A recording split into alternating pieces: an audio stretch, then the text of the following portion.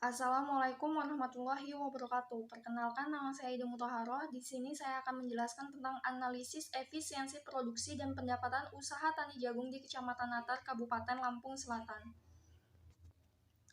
Itu latar belakang. Tanaman pangan merupakan salah satu subsektor pertanian yang menjadi fokus utama dalam meningkatkan kontribusi subsektor pertanian terhadap PDRB.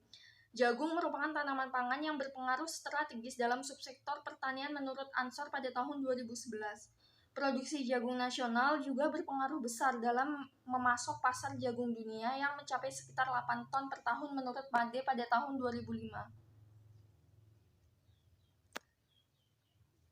Provinsi Lampung merupakan salah satu sentra tanaman jagung dengan urutan ketiga di Indonesia pada tahun 2012 sampai 2016.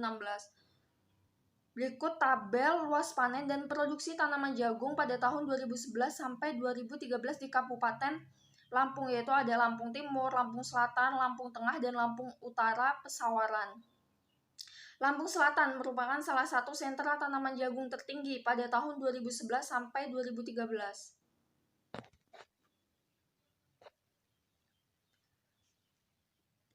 Luas tanam, luas panen, produksi, dan produktivitas jagung menurut kecamatan di Kabupaten Lampung Selatan 2018. Berikut kecamatan-kecamatan yang ada di Lampung Selatan yang memiliki produksi jagung tertinggi, yaitu ada Ketapang, Kalianda, Natar, Palas, Jatiagung. Berdasarkan data tersebut, Natar memiliki produktivitas yang relatif rendah dibandingkan dengan target yang dipatok dalam program upaya khusus atau UPSUS, yaitu sebesar 8,27 sampai 13,6 ton per hektar. Produksi perlu ditingkatkan untuk menambah kesejahteraan masyarakat. Peningkatan produksi dapat dilakukan dengan penambahan luas lahan. Hanya saja hal ini sulit untuk dilakukan, sehingga peningkatan produksi dapat dilakukan dengan penggunaan input secara efektif dan efisien agar usaha tani dapat mencapai produksi yang optimum serta menurunkan risiko. Selain itu, faktor sosial ekonomi juga berpengaruh terhadap produksi jagung menurut Ardiansa pada tahun 2018, sehingga perlu adanya kajian analisis efisiensi produksi pada usaha tani jagung di Kecamatan Natar, Kabupaten Lampung Selatan. Tujuan penelitian. Yang pertama yaitu menganalisis faktor-faktor yang mempengaruhi produksi jagung di Kecamatan Natar, Kabupaten Lampung Selatan. Yang kedua yaitu menganalisis tingkat efisiensi produksi pada usaha tani jagung di Kecamatan Natar, Kabupaten Lampung Selatan. Kerangka pemikiran. Persaingan dan perdagangan bebas di era globalisasi menuntut para petani untuk meningkatkan daya saing dan kemandirian terhadap usaha taninya. Dalam meningkatkan usaha tani, perlu dilakukan penggunaan faktor produksi secara efisien. Input-input produksi jagung yang dianalisis dalam penelitian ini yaitu luas lahan, jumlah benih, tenaga kerja, pupuk NPK, pupuk SP36, pupuk organik, dan pupuk urea. Sedangkan faktor-faktor produksi yang diduga mempengaruhi inefisiensi produksi usaha tani yaitu usia petani, pendidikan formal, dan lama waktu menjadi petani. Setelah diketahui faktor-faktor yang mempengaruhi produksi jagung, tingkat efisiensi teknis, serta sumber-sumber inefisiensi teknis, maka dapat dirumuskan strategis peningkatan daya saing jagung di Kecamatan Natar, Kabupaten Lampung Selatan. Berikut penelitian terdahulu, yaitu yang pertama, analisis efisiensi produksi frontir dan pendapatan usaha tani kedelai Sekolah Lapang Pengelolaan Tanaman Terpadu di Kabupaten Lampung Selatan. Tujuan penelitiannya yaitu mengetahui efisiensi produksi frontir, yang kedua mengetahui faktor-faktor yang mempengaruhi efisiensi produksi, dan yang ketiga menghitung besarnya pendapatan usaha tani kedelai. Metode analisisnya yaitu fungsi produksi frontir dan analisis pendapatan dan RC. Hasil penelitiannya yaitu usaha tani kedelai di Kabupaten Lampung Selatan belum efisien secara teknis. Yang kedua, faktor-faktor yang mempengaruhi efisiensi produksi usaha tani kedelai di Kabupaten Lampung Selatan adalah skala usaha, biaya usaha tani, penerimaan usaha tani. Yang ketiga yaitu pendapatan usaha tani kedelai di Kabupaten Lampung Selatan merupakan usaha tani yang menguntungkan bagi petani kedelai. Yang kedua yaitu analisis efisiensi produksi komoditas udang windu di Kabupaten Pati dengan pendekatan frontier. Tujuannya yaitu menganalisis seberapa besar tingkat efisiensi teknis, harga, ekonomi, dan besarnya perbandingan antara penerimaan dan biaya di Kabupaten Pati. Metode analisisnya yaitu fungsi produksi dengan pendekatan frontier dan analisis rasio nilai marginal terhadap biaya korban marginal.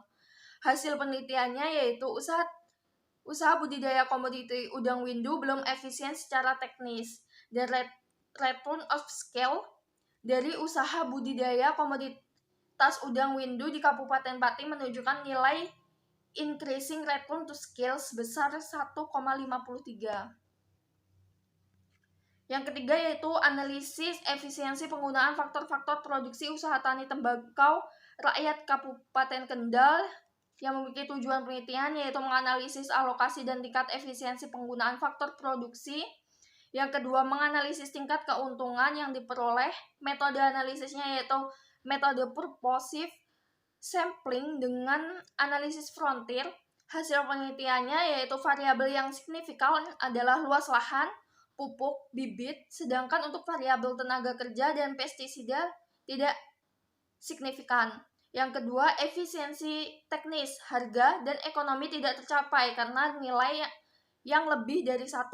Yang ketiga, usaha ini menguntungkan karena nilai RC yang sebesar 1,29. Yang keempat, untuk meningkatkan pendapatan, petani dapat menggunakan input secara proporsional. Penelitian terdahulu yang keempat yaitu analisis efisiensi produksi pendekatan frontier pada usaha tani cabai di Desa Penggaradan, Kecamatan Tanjung, Kabupaten Brebes. Tujuan penelitiannya yaitu menganalisis tingkat efisiensi teknis, harga, dan ekonomi pada produksi cabai.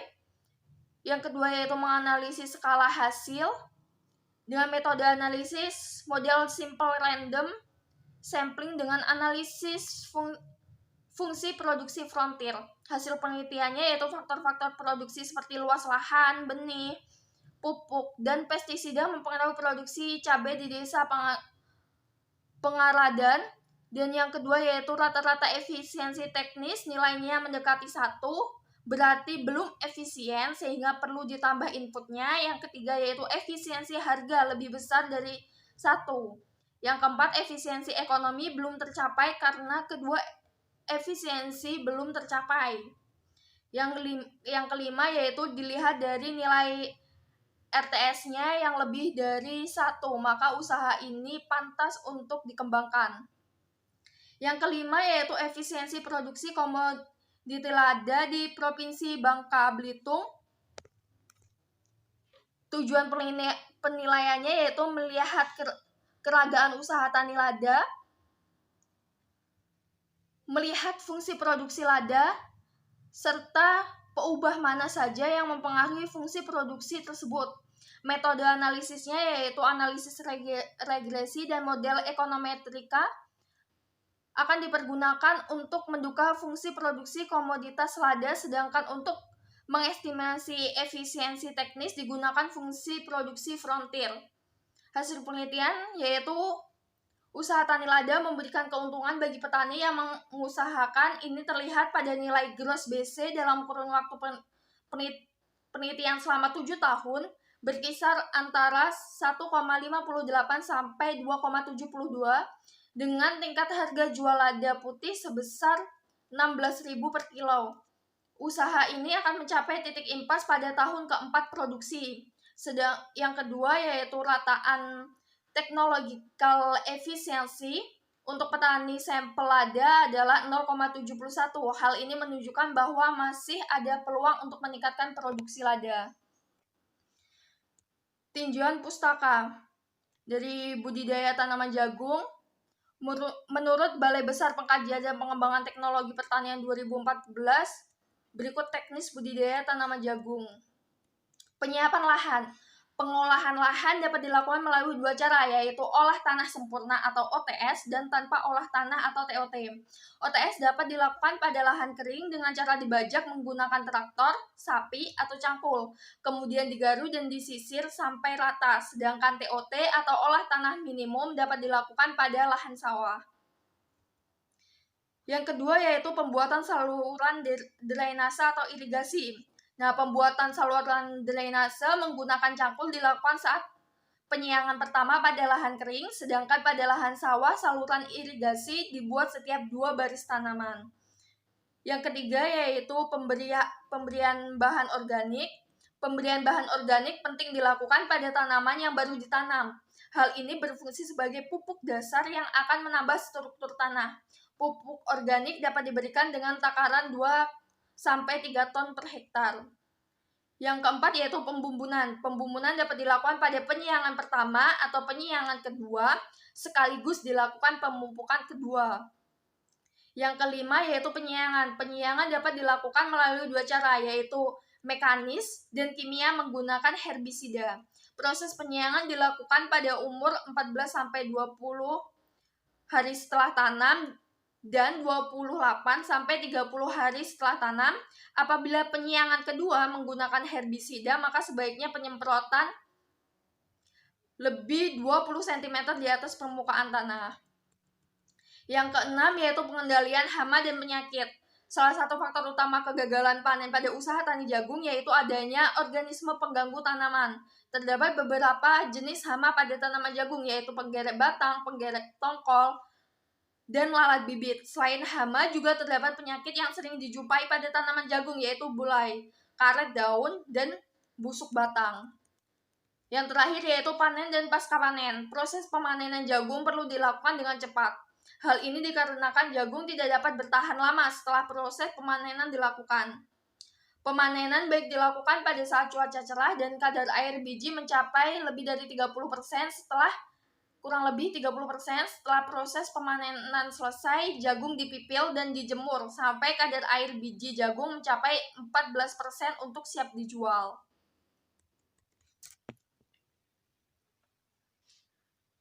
Ini menurut Simodiningrat dan Iswara pada tahun 1993, fungsi produksi terbagi atas 3 daerah berdasarkan elastisitas produksi. Pada daerah 1 terjadi kenaikan hasil yang semakin bertambah. Tahap ini terjadi pada saat MP lebih besar daripada AP. Daerah ini termasuk daerah irasional karena penggunaan faktor produksi masih dapat ditingkatkan lagi untuk menambah hasil produksi. Tahap kedua terjadi pada saat MP menurun dan besarnya lebih kecil daripada AP.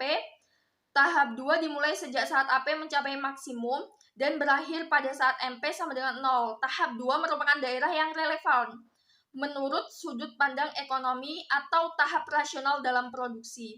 Tahap ketiga yaitu terjadinya ketika MP bernilai negatif. MP yang negatif menunjukkan bahwa dalam kombinasi dengan input tetap, jumlah input variabel yang dipakai terlalu berlebihan, dan daerah ini termasuk daerah irasional karena peningkatan penggunaan faktor produksi justru menyebabkan hasil produksinya menurun. Yang keempat, 2.4 yaitu pendekatan stokastik frontier. Menurut Coley et al. Pada tahun 1998 mengemukakan bahwa fungsi produksi frontier adalah fungsi produksi yang menggambarkan output maksimum yang dapat dicapai dari setiap tingkat penggunaan input. Konsep efisiensi. Menurut Widodo pada tahun 1989, suatu produksi dikatakan efisien secara teknis apabila input yang digunakan lebih sedikit, tetapi menghasilkan output yang sama, atau dengan menggunakan input yang sama, tetapi output yang dihasilkan lebih tinggi. Metode penelitian. Tempat dan waktu penelitian. Penelitian ini dilakukan di Kecamatan Natar, Kabupaten Lampung Selatan, dan penentuan daerah penelitian ini ditentukan secara purposif dengan pertimbangan bahwa lokasi penelitian tersebut merupakan salah satu sentra dan pengembangan produksi jagung. Metode penentuan sampel. Sampel adalah perwakilan dari populasi yang akan digunakan sebagai penelitian.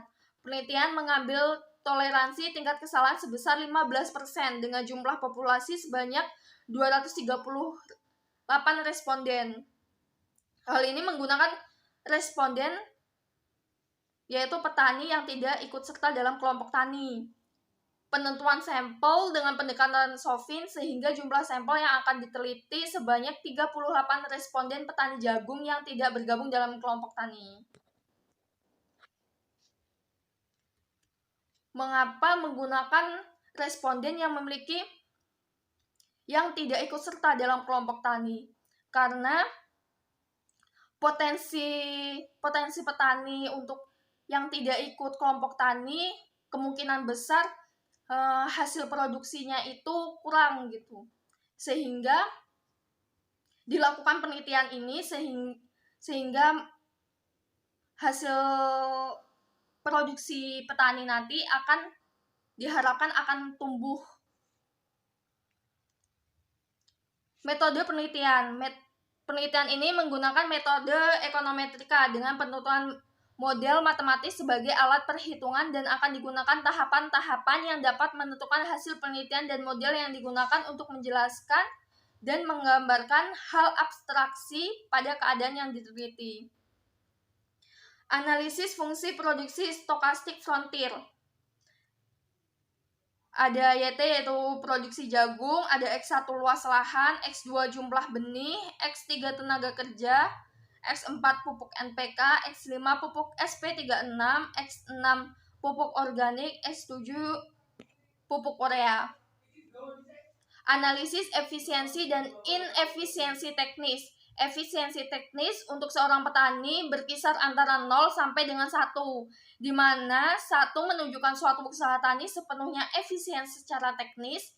Nilai efisiensi teknis petani dikategorikan cukup efisien jika bernilai lebih dari 0,70 dan dikategorikan belum efisien jika bernilai kurang dari 0,70 menurut Colley dan Bates pada tahun 1998. Selanjutnya yaitu analisis pendapatan usaha tani. Pendapatan usaha tani adalah perkalian harga output dan jumlah unit output usaha tani yang dikurangi dengan biaya tunai atau biaya total usaha tani. Pendapatan usaha tani dibedakan menjadi pendapatan atas biaya tunai, yaitu biaya yang dikeluarkan oleh petani yang benar-benar dikeluarkan oleh petani, dan pendapatan atas biaya total di mana semua input milik keluarga juga diperhitungkan sebagai biaya dalam periode tertentu, menurut Sukartawi pada tahun 2006.